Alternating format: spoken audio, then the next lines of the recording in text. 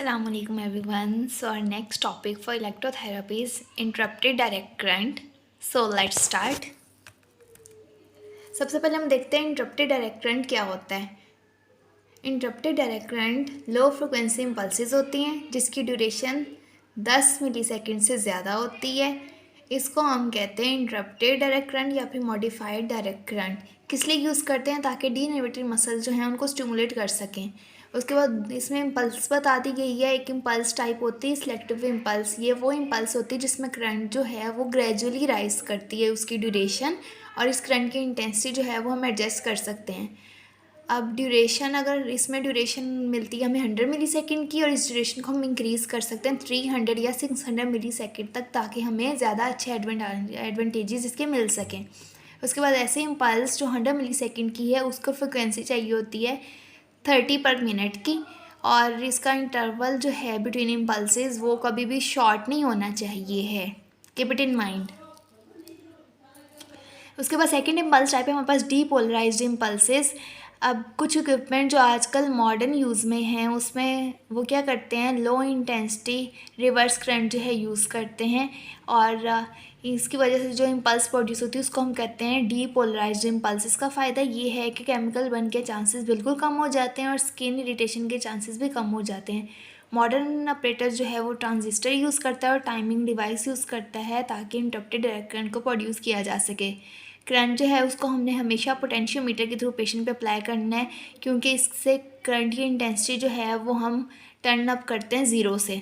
उसको किसी किस्म के बर्न का ख़तरा नहीं रहता है या किसी किस्म के शॉक का ख़तरा नहीं रहता है। अब ये सर्किट इसमें शो कर दिया है। इसमें एक सोर्स होता है इंटरप्टेड डायरेक्ट करंट का, उसके बाद 2 पॉइंट्स होते हैं। एक वो पॉइंट होता है 0 पॉइंट जिसको हमने ए मेंशन कर दिया, यहाँ 0 करंट होता है। दूसरा पॉइंट जो है वो बी मैक्सिमम करंट होता है, और ये जो दरमियान में जिगजैग है ये रियोस्टेट है। इसको कहीं भी एडजस्ट कर सकते हैं बिटवीन ए एंड बी, मतलब कि अपनी मर्ज़ी से जितनी हमें इंटेंसिटी चाहिए करंट की एडजस्ट कर सकते हैं। उसके बाद डिफरेंट टाइप ऑफ ये मॉडिफाइड डीसी इम्पल्सेस बता दी गई हैं। सबसे पहले rectangular, second one is sawtooth, triangular, trapezoid and depolarised. जो लास्ट वाली है ये डीपोलराइज्ड होती है। इसकी वजह से केमिकल बर्न का शॉक जो है वो बिल्कुल कम हो जाता है। फिर हम देखते हैं कि इंटरप्टेड डायरेक्ट करंट के फिजियोलॉजिकल इफेक्ट्स क्या हैं। अगर हमने डीनर्वेटेड मसल्स को कॉन्टैक्ट करना हो तो हम इंटरप्टेड डायरेक्ट करंट यूज़ करते हैं। उसके अलावा हम सेंसरी नर्व को स्टिमुलेट कर सकते हैं। इसकी वजह से क्या होगा, रिफ्लेक्स डायलेशन होगी सुपरफिशियल वेसल्स की, रिदमा होगा। उसके बाद अगर मोटर नर्व जो है उसको स्टिमुलेट करना तो ब्रिस्क सा रिफ्लेक्स या फिर ट्विच मिलेगी और फॉरन रिलैक्सेशन हो जाएगी, और इसका लीड इफेक्ट होता है मसल्स पे इंटरप्टेड डायरेक्ट करंट का। इंडिकेशंस ये हैं कि अगर हमने डीनर्वेटेड मसल को कॉन्टैक्ट करना हो तो हम आईडीसी मतलब कि इंटरप्टेड डायरेक्ट करंट यूज़ कर सकते हैं, या रीइनर्वेशन के अर्ली स्टेजेस में भी रीएजुकेट करना है तो भी हम इंटरप्टेड डायरेक्ट करंट जो है वो यूज़ कर सकते हैं। लेकिन उसमें जो पल्स यूज़ करेंगे वो पल्स ड्यूरेशन होगी, इम्पल्स जो यूज़ करेंगे वो पल्स ड्यूरेशन की होगी। उसके बाद सिलेक्शन कैसे करना है ऑफ इम्पल्स का। अगर हमें गुड मस्कुलर कॉन्ट्रैक्शन चाहिए तो हम रेक्टेंगुलर इम्पल्स यूज़ कर सकते हैं, लेकिन रेक्टेंगुलर इम्पल्स से ज़्यादा इफेक्ट हमें सिलेक्टिव इम्पल्सेस का आता है, ये ज़्यादा सेटिस्फैक्ट्री होती है। और डीनर्वेटेड मसल्स के लिए हमने ऐसी इंटेंसिटी या इम्पल्स चेक करनी है जिसकी इंटेंसिटी आहिस्ता आहिस्ता राइज हो। फिर है ड्यूरेशन ऑफ इम्पल्सेस। अब डीनर्वेटेड मसल्स को स्टिमुलेशन देने के लिए हमने 100 मिलीसेकंड की इम्पल्स यूज़ करनी है, लेकिन ऐसा मसल जिसकी कॉन्ट्रैक्शन पहले नॉर्मल थी और वो अब भी डीनर्वेट हुआ है कुछ टाइम से, तो हम क्या करेंगे, हम ऐसे इम्पल्स यूज़ करेंगे जिसकी इंटेंसिटी हो या ड्यूरेशन हो 300 टू 600 मिलीसेकंड। उसके बाद है टेक्निक ऑफ ट्रीटमेंट। अब इसमें सबसे पहली जो चीज़ आ रही थी वो है मेथड ऑफ एप्लीकेशन, हमने अप्लाई कैसे करना है। जब भी हमने डायरेक्ट करंट अप्लाई करना है हमारा ट्रीटमेंट एम ये होना चाहिए कि हमने डायरेक्टली स्टिमुलेट करना है मसल फाइबर को जिसको हमने टारगेट करना है। इसलिए ट्रीटमेंट हमने ऐसे अरेंज करना है कि करंट जो है उस मसल के सारे फाइबर से पास करे।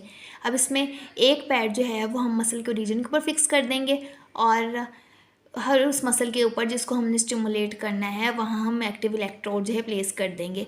एक्टिव इलेक्ट्रोड क्या होता है, डिस्क या स्मॉल पैड होता है जो या तो हम मसल की फ्लैश बैली के लोअर एंड के ऊपर लगा देते हैं जिसको स्टिमुलेट करना है, या हम स्ट्रोक करते हैं स्लोली उस मसल के ऊपर। ये टेक्निक होती है लेबाइल टेक्निक। अब क्या करेंगे, इलेक्ट्रोड जो है इसको मसल के ऊपर मूव करेंगे, ये इस चीज़ की श्योरिटी दे देगा कि करंट जो है वो उसके मैक्सिमम नंबर ऑफ़ फाइबर से पास कर रहा है। एक्टिव इलेक्ट्रोड को हमने इसी पोजीशन में रखना है ताकि इरिटेशन का जो है चांस ही कम हो जाए। करंट जो है उसको हम रेगुलेट कर सकते हैं ताकि हमें ऑप्टिमम कॉन्ट्रैक्शन मिले, हर मसल उसका हर फाइबर जो है वो कॉन्टैक्ट मिले। मैक्सिमम कॉन्ट्रैक्शन के लिए हम करंट को रेगुलेट कर सकते हैं। ऑल्टरनेटिव मेथड में ये है कि हम 2 डिस्क इलेक्ट्रोड यूज़ करेंगे और दोनों जो हैं मसल के दोनों एंड पे हम उसको रख के स्टिमुलेशन देंगे मसल को।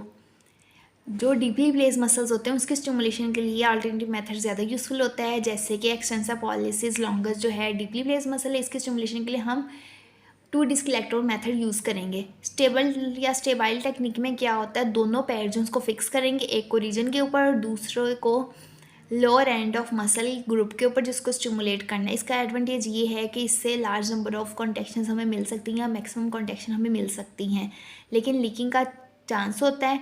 सो हमने क्या करना है, हमने सिलेक्टिव इम्पल्स यूज़ करनी है एडिकेट इंटेंसिटी की, ताकि उसको करंट वगैरह का चांस कम हो जाए। सेकेंड ऑल्टरनेटिव मेथड ये है कि एक्टिव इलेक्ट्रोड को अप्लाई करना है इस तरह से कि वो मसल को पूरा कवर कर ले या मसल ग्रुप को जिसको हमने स्टिमुलेट करना है वो पूरा कवर कर ले।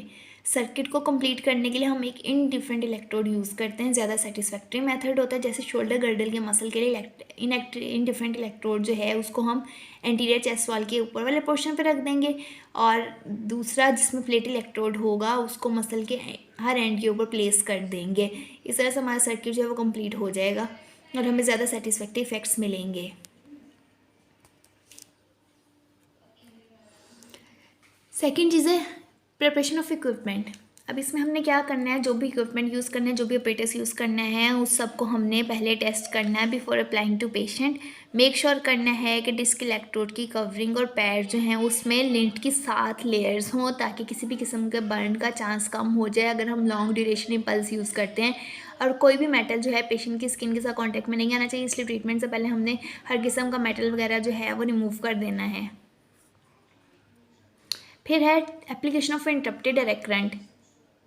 एक्टिव इलेक्ट्रोड यूज़ करना है। अगर जब मसल कॉन्ट्रैक्शन ऑब्टेन करनी है तो हम क्या करेंगे, एक्टिव इलेक्ट्रोड जो है उसको एनोड से कनेक्ट कर देंगे। हर पेशेंट को डिटर्मिन करना है ताकि पता चल सके कि किस पेशेंट में एनोड के अच्छे इफेक्ट्स आ रहे हैं और किस पेशेंट में कैथोड के अच्छे इफेक्ट आ रहे हैं। फिर अकॉर्डिंग टू पेशेंट जो है हम उस एनोड या कैथोड को कनेक्ट कर देंगे एक्टिव इलेक्ट्रोड के पोल के साथ।